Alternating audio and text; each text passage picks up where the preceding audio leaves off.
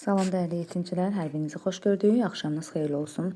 Bugünkü dərsimiz, deməli, dərsimizin adı nəsə ki yoxdur. Onu bilirəm ki, səhifə 32, 33-cü səhifəni izah edəcəm. Bu dərsi izah edəcəm, amma dərsimizin adı yoxdur. Və icmalda da baxıram, yəni materialların əvvəlinə baxdım. Orada da dərsliyin adı qeyd olunmayıbdır dərslikdə. Deməli, püskürmə, amma bu mövzu, yəni çox xahiş olunur, çox tələb olunur. Ona görə təcili şəkildə bunu keçib paylaşacağım. Püskürmə tərkibinə görə vulkanlar iki qrupa bölünür. Maqmatik və palçıq vulkanları. Yəni bəzi vulkanlar maqma püskürür, lava, bəziləri isə palçıq vulkanları. Palçıq püskürür ki, ölkəmizdə də palçıq vulkanları çoxdur. Soldakı şəkili yəqin hər birinizə tanış gələr. Bir çoxlarınız bəlkə də gedib orada olmusunuz. Palçıq vulkanı Dövlət Təbiət Qoruğu var Azərbaycanda. 52-dən çox palçıq vulkanı var, onlarda qoruq kimi qorunur. Maqmatik vulkanlar lava, palçıq vulkanlarda qaynar gil, palçıq kütləsi püskürür. Palçıq vulkanları çökmə suxurlarda yaranır, yəni neft qazı olan ərazilərdə ən çox baş verir. Vulkandan çıxan palçıq çoxlu mineral maddələrlə zəngindir, temperatur da 250-300 dərəcəyə çatır. Yox, bir də onların kraterində temperatur 250-300 dərəcəyə çatır. Və vulkandan çıxan palçıq çoxlu mineral maddələrlə zəngin olur. Bu vulkanların ətrafında neft və təbii qaz olur. Palçıq vulkanlarına həm də psevdovulkan, yəni psevdovulkan sözün mənası yalançı vulkan deməkdir uşaqlar. Yalançı vulkanlar deyilir. Vulkanların yayıldığı ərazilərdə geyzerlərə rast gəlinir. Onu da deyim ki, palçıq vulkanlarının tektonik proseslərlə əlaqəsi yoxdur. Adi vulkanlar, yəni gerçəkçi vulkanlar tektonik proseslərlə əlaqəsi var. Aktiv ərazilərdə baş verir. Zəlzələ vulkan olan yerlərdə deməli tektonik cəhətdən aktivdir.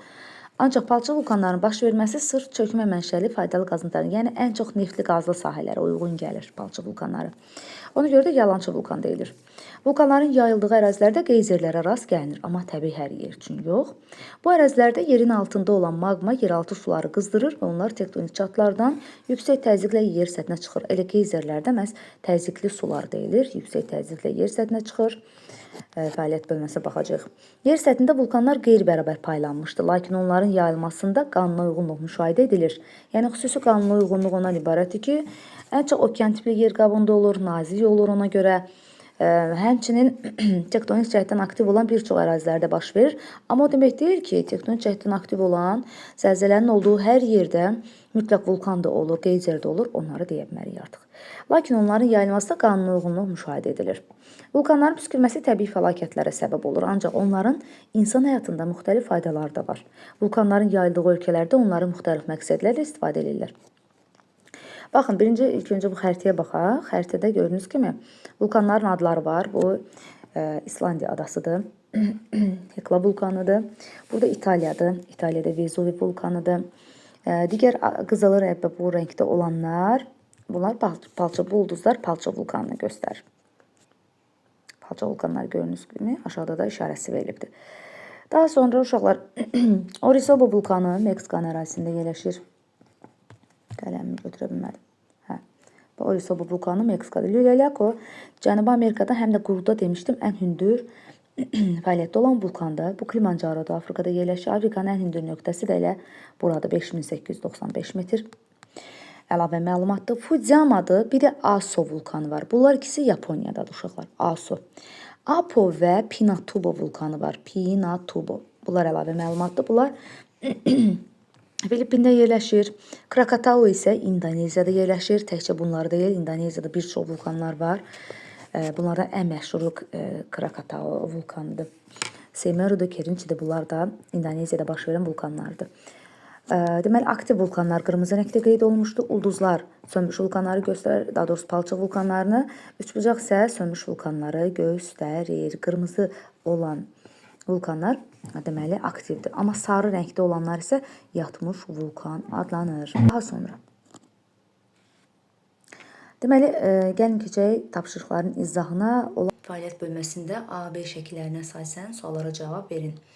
A şəklindəki vulkanla səhifə 30 verilən B vulkanı əlaqələndirin. Palçıq vulkanının aktiv vulkanına oxşar cəhəti odur ki, birində palçıqdır, birində aktivdir, düzdür. Biz demişdik ki, fərq ondan ibarətdir ki, biri palçıq püskürür, digəri isə maqma püskürür, düzdürmü? Palçıq vulkanlar gil palçıq, digəri isə maqma püskürür, əsl vulkan. Həm də oxşar cəhətləri püskürmə ehtimalının olmasıdır. Hər ikisində krater var. Kraterlərində yüksək temperatur müşahidə edilir. Nə üçün palçıq vulkanlarının olduğu yerlərdə neft və qaz olur? Palçıq vulkanları çökmə mənşəlidir, bayaqları dediyimiz kimi və palçıq vulkanlarının əsasən neftli qazlı sahələrdə olma ehtimalı çoxdur. Neft qaz çökmə mənşəli olduğundan palçıq vulkanlarının ətrafında da belə faydalı qazıntılar yaranır. Yəni o ərazidə ki, palçıq vulkanı var, demək orada neft qaz çıxır təbii halda. A şəklindəki vulkanların temperaturunun səhifə 30-a verilən maqmatik vulkanların temperaturundan fərqli olmasının səbəbi nədir? Palçıq vulkanlarının ocağı dərində deyil. Palçıq vulkanları həm çökmə süxurlarının yayıldığı, həm də seysmik cəhətdən aktiv olan ərazilərdə ola bilər. Buna əlavə məlumat kimi deyə bilərik, amma səbəb odur ki, palçıq vulkanlarının ocağı dərində olmur. Bax, bunu deyə bilərik cavab olaraq. Yəqin ki, bunları dərsin izahına qulaq astınız, bunları biləcəksiniz. B xəritəsinə əsasən qeyzerlərin daha çox olduğu əraziləri müəyyən edin və onları C xəritəsi ilə qarşılaşdırın. Hansı qanuna uyğunluq var? Qanuna uyğunluq odur ki, qeyzerlər harda olur? Vulkanların, əsl vulkanların baş verdiyi yerlərdən demək olar ki, uyğun olur. Yəni, bunu deyə bilərik ki, eyni ərazilərdə yayılmışlar. Bunu deyə bilərik. Dünyanın siyasi xəritəsi, yəni cavab olaraq yazacağıq ki, eyni ərazilərdə yayılmışlar. Qeyzerlər, vulkanlar eyni ərazilərdən üst-üstə düşürlər. Dünyanın siyasi xəritəsində və B xəritəsinə istinad edərək qeyzerlərin yayıldığı ölkələri müəyyənləşdirin. Siz artıq xəritəyə özünüz baxacaqsınız. Qeyzerlər, bayaq dediyimiz kimi İslandiyada, ABŞ-da, Meksikada, Rusiyada, Yaponiyada, İndoneziyada, Yeni Zelandiyada, ən çox da qeyzerlər ölkəsi Yeni Zelandiya adlandırılır uşaqlar. C xəritəsinə əsasən sualları, deməli, vulkanların daha çox yayıldığı ərazilər hansılardır? Vulkanlar tektonik çatlar boyu olan ərazilərdə yayılmışdır, tektonik çatlarda. Daha sonra dünyanın siyasi xəritəsindən istifadə edərək C xəritəsindəki vulkanları cədvəldəki kimi qruplaşdırın. Aktiv vulkanların adları, siz bunu sxem formasında da çəkə bilərsiniz. Aktiv vulkanların adları hansılardır? Fudziyam adı, Etna, Vezuvi İtaliyada. Lüleyakodur, Krakatau'dur, Orisobu'dur.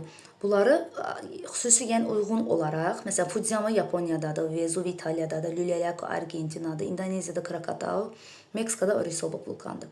Yatmış vulkanlardan Kilimancaro'dur, Yellowstone'dur, ölkə olaraq Tanzaniya, ABŞ. Sönmüş vulkanlar Ağrı dağıdır, Türkiyədə yerləşir. Elbrus Qafqaz dağlarının ən hündür zirvəsidir, 5642. Bu da Türkiyədə, Rusiyada yerləşir.